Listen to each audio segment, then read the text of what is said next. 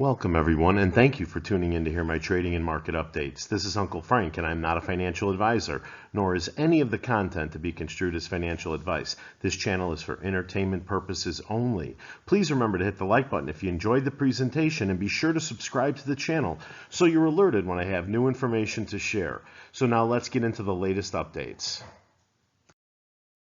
Hey, welcome back everyone. Let's get ready for the week and for May. Starting with Tuesday, April 30th, the new DTCC rule goes into effect and Amazon earnings after the bell. Then Wednesday, May 1st, the U.S. government may drop a liquidity bomb into the markets and the economy in an effort to re-elect Joe Biden. And then, of course, we get the rate decision from the Fed, but we will be looking for the forward comments as no one expects any rate movement. Thursday, May 2nd, we get Apple's earnings. Anything big tech can move the markets right now. Friday, May 3rd, will be all about employment figures. Wednesday, May 8th, AMC will report its full results for the first quarter ending March 31st after the market closes. That's also the early showing for the new Planet of the Apes movie that drops Friday the 10th. On the 24th and 31st, we've got two cat events to look forward to. And from the Daily HODL, JP Chase and Bank of America suffer $4.5 billion in losses as unrecoverable debt soars. The two largest banks in the U.S. say they expect to lose a collective $4.5 billion from customers who are essentially unable to pay their bills. JP Chase says its net charge-offs, which are debts that the bank does not accept to receive, hit $2 billion in the first quarter of this year, reports Reuters.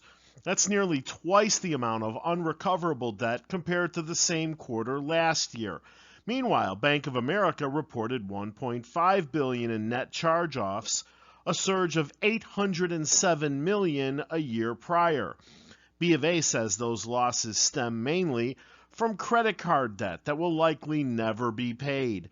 Now let's add unrealized losses and securities sold yet not purchased to the equation, and a shout out to the gold bug that shared the article.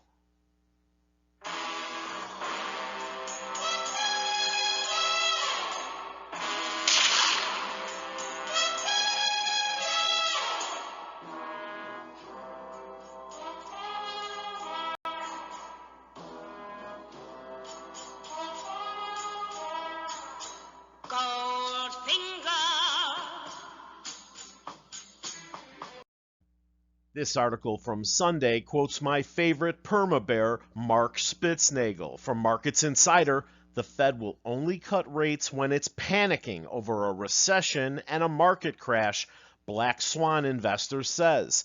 Investors should be wary of coming Fed rate cuts. Black Swan investor Mark Spitznagel warned. That's because the Fed is only cutting rates in response to a weakening economy, Spitznagel told Reuters last week.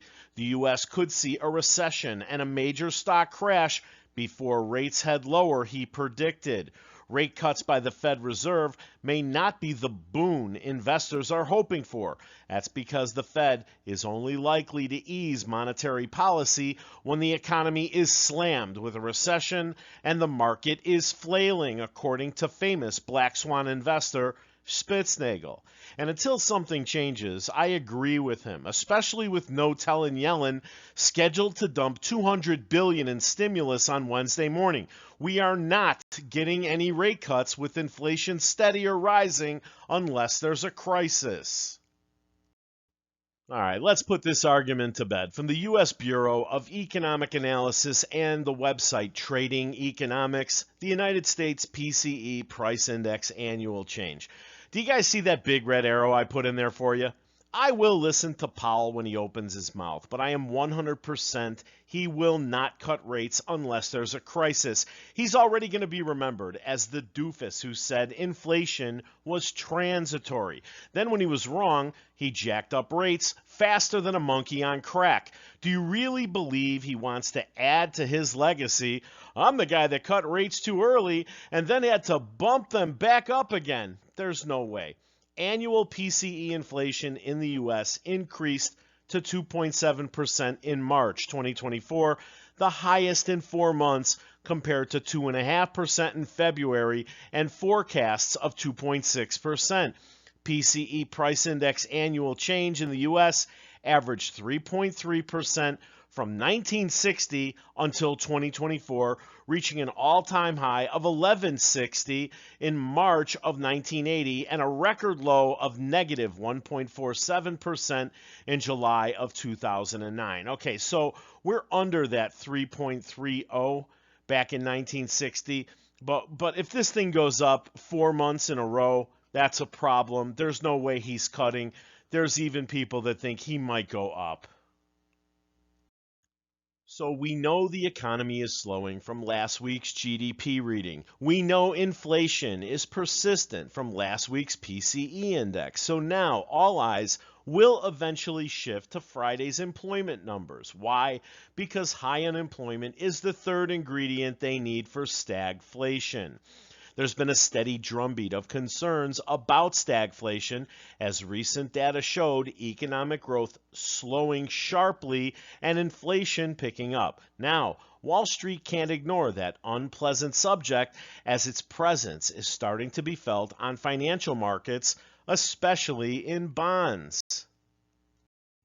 Now, I covered this story in my last video, but I'm curious, is the financial media going to discuss this on Monday morning? I mean, they waited until Friday night to tell us about it, so let's see if they try to sweep it under the rug for the Monday morning session.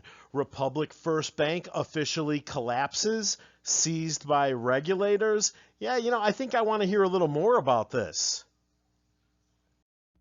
This is not financial advice, and I am not a financial advisor. I will never tell you to buy, sell, or hold any security or cryptocurrency. From the Crypto Basic, major crypto CEO says XRP ledger to process 50 trillion by 2025. Graham Rodford, the CEO of UK regulated exchange Archax, has predicted that the XRP ledger could be processing up to 50 trillion by 2025. As far as I'm concerned, if Gensler wants to go all the way to the Supreme Court to get his ass kicked in again, so be it. I know what XRP can do. It's the best mousetrap in the world for cross-border payments. It has the potential to unlock billions in trapped liquidity, which the financial world needs like the desert needs the rain. So very much like the AMC situation, I can remain stubborn far longer than they can remain liquid.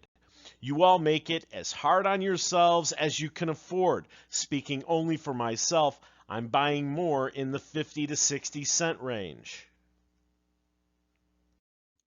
From Forbes Digital Assets on Friday, X, formerly known as Twitter, and Goal revealed after Elon Musk teased a crypto payments bombshell that could blow up the price of Bitcoin, Ethereum, XRP, and Dogecoin. From the article, Bitcoin, along with other major cryptocurrencies, Ethereum, XRP, and Doge, have rocketed higher over the last year and now could be heading into a key week. The Bitcoin price is up around 350% since crashing to recent lows of 15,000 per coin, pulling Ethereum, XRP, Doge, and the wider crypto market back to the $2.5 trillion market cap as the market braces for another earthquake. Now, after Tesla billionaire Elon Musk made a dramatic return to the front lines of crypto last month, an executive at Musk's social media company X has revealed the platform's payments end goal that could play havoc with the Bitcoin price and wider crypto market. Elon has already said his new payment system for X should come out mid-2024. No one seems to know what degree crypto will play a role in it all. But I'm obviously long XRP and open a new position in Doge because of Elon's affinity for that coin. If Uncle Frank is concerned about it, I will tell you about it. This channel's reputation will always be the whole story, not just what I want you to hear. From the Daily Coin, the top dog meme coin Dogecoin nabs the attention of blockchain whale tracking agencies with two simultaneous transactions of abnormally large amounts, namely, two transactions of approximately 228 million Dogecoins were done at the same time at 3:07 a.m. on Friday. Two huge concurrent transfers to Coinbase valued at $69 million sparked sell-off fears. Dogecoin is yet to reclaim the 20-cent Doge price target since April 12th of 2024. Judging by weekly performance, Doge was outshined by smaller siblings, so there may be an opportunity to pick up some cheap Doge. Not investment advice or advisor. And from my Theaters Are Dead file, Godzilla x Kong box office clutches major global milestone. Godzilla x Kong, The New Empire, has surpassed 500 million globally, making it a significant success at the box office. Although the movie received mixed reviews, it has been a hit among audiences and is outperforming earlier MonsterVerse films. The film may not surpass 2014's Godzilla domestically, but it has a chance to surpass its overall earnings with its high international performance. Why do you cover this kind of thing, Uncle Frank? Because if they can make money making films, they may make more of them. That's what we need. Simple as that. Guys, on May 8th, we have our earnings call after the bell. I intend to listen to it from the theater while waiting to see the new Kingdom of the Planet of the Apes at the early access viewing. Just to be assholes. How about 3 million plus apes show up and blow the box office through the sky on this one? If you have an AMC near you, please go. Share this video. Encourage other apes to go on your social media platforms. Try to remember we own this company. Not Kenny Griffin, not Adam Aaron, not Susquehanna. We own this float. Only God knows how many times over. How about joining me in raising a middle finger to all our enemies? Let's be apes again just for one night. Hope to see you there. Make sure your theater is a participating theater in the early access showing. Otherwise, you may go that coming weekend. According to Analyzing Markets, the World Bank warned that oil prices will surge to $100 per barrel over Middle East tensions. So, Uncle Frank, how do you research something like that? What do you think will happen with oil prices? Well, I would urge you to try the Bank of America Weekly Fund Flow Report. Lots of free research over there for you. For example, I could answer that question in this manner. There's 3 potential Iran-Israel scenarios: a limited conflict, a direct Iran-Israel war, and a broader regional war. And each would have a different impact on energy prices. I'll show you why. In a limited Iran-Israel skirmish that causes no disruption to energy supplies, the head of global commodities believes oil prices could move up to 5 to 10 per barrel. A direct war between these two countries that lasts several months, that could lead to a $30 to $40 oil spike. Lastly, an all-out regional war in the Middle East impacting energy infrastructure could push up oil prices to $150 a barrel and would also have a major effect on liquefied natural gas. So emerging markets in Europe and in the Middle East are most exposed to higher oil prices, more so than developed Europe and Japan. The U.S. is basically energy independent, so the first 2 scenarios would have little impact. You see, that part I disagree with. I think oil and gas will react in the U.S. I think they use the news to widen the spreads and overcharge us. And we haven't been truly energy independent since Trump left. But listen to this part. A broader regional conflict could even delay Fed rate cuts and weigh on economic growth. At the time of this recording, I've got WTI crude at 83.85. You see, guys, I need to know this stuff. Even Reuters and Seeking Alpha use it. Remember, my research is focused on the primes and the hedgies, so I need to know where the money is flowing so I can come up with an educated guess on what's coming next. Bank of America Securities Weekly Fund Flow Report showed that consumer discretionary stocks experienced their largest net outflows since February of 2022. Meanwhile, Treasuries saw the first outflow in 3 months, and investment grade bonds saw the smallest inflow year to date. Overall, there was 3.6 billion in equity inflows this week, with 15.3 billion in inflows to ETFs. Listen to this, and 11.7 billion outflows from mutual funds. Interesting. When it comes to bonds, inflows during the past 18 weeks were 4.4 billion. Precious metal outflows for the past 3 weeks were 0.6 billion. And here's the breakdown by investment style. Inflows for US large cap, 8.4 billion. Outflows for value stocks, 1.1 billion. Outflows for growth stocks, 2.3, and outflows for small caps, 2.6. That's the biggest seller, right? Okay, now I know before the bell rings on Monday that people are selling treasuries for the first time in 90 days. The demand for corporate bonds is slowing. The most so far this year. People are still investing in the market in general, but they're blowing out of mutual funds and they're buying ETFs. Now, people hold their mutual funds in retirement accounts, right? IRAs, 401ks. So maybe they're moving to cash or they're pulling money out of 401ks to pay bills, right? Also, I now know precious metals are beginning to see outflows. So many may believe the gold run is losing strength or topping out. Small caps, growth, and value stocks are all being sold. Small caps the most. And people are rotating to large caps. That spells fear or less appetite for risk, but they still want exposure to companies with strong balance sheets and dependable dividends. That's where we're at, and there's no arguing with it. People are voting with their money. You should listen.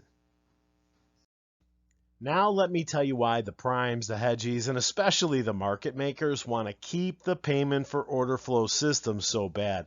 It's not so you and I can trade for free and get better executions. Far from it. Here's how they want you to think about it. Payment for order flow. Compensation, usually fractions of a penny per share, that a brokerage firm receives for directing its customers' orders to a particular market maker for execution. Okay, well, notice in the picture, you and I are depicted as the sheep. I shit you not. And this is Investopedia. Well, we are the sheep. And with payment for order flow, they can shear us every day. Remember how I showed you on the previous slide that I need to monitor the Bank of America weekly fund flow reports? Well, when I get to fill all the orders for a Robinhood, a Webull, or whoever under payment for order flow, they don't just throw all that data away. They now know what the average cost for all the traders at Webull are holding AMC at by the day, the week, the month, or even the year. That's right. They know everything because they book the orders. They can study that data to learn under what conditions we buy, when we sell, when we make deposits, you name it. I can promise you this. Someone like Kenny can pull up a report that shows him what average we hold AMC at every broker, and it'll tell him under what conditions we sell the most at, so he can recreate those conditions. Shit, Webull even publishes it live. Okay, it's right there on your screen on the right. If Uncle Frank can look it up, don't you think the professionals can? They should change the name from payment for order flow to payment for data flow, like Pete from Philly said years ago. If you look at the right, you can see that chart on the bottom. It says positions, cost, distribution, and it shows the date, 4/26. So what they're saying is the average cost of everybody that bought on that day was $335. The closing price of the stock was $341. Okay, but they could go back. Okay, they know, they can say, oh, listen, everybody at Webull, they own at an average of $35 a share. So in a short squeeze situation, don't you think they'll pause at 35 to try to shake some people out? 45, 50, try to bid people out? That's why this data is so valuable.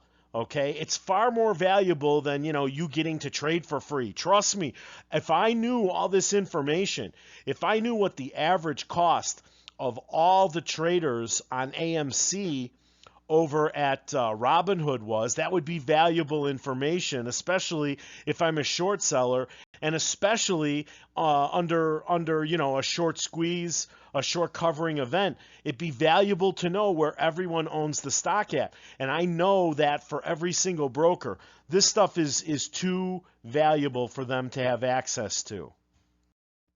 And this is a new thing I'm trying. Tell me what you think in the comments. I call it Uncle Frank's Parting Thought. It's for my most loyal subscribers that watch the videos to the end. This one says, why don't the 99% of us who aren't offended by everything quit catering to the 1% who are? Hey, I want to thank you for watching, and please remember to hit the like button after this slide if you enjoyed the presentation. Subscribe to the channel and set the alert so you're notified when I have new information to share. See you at the bell.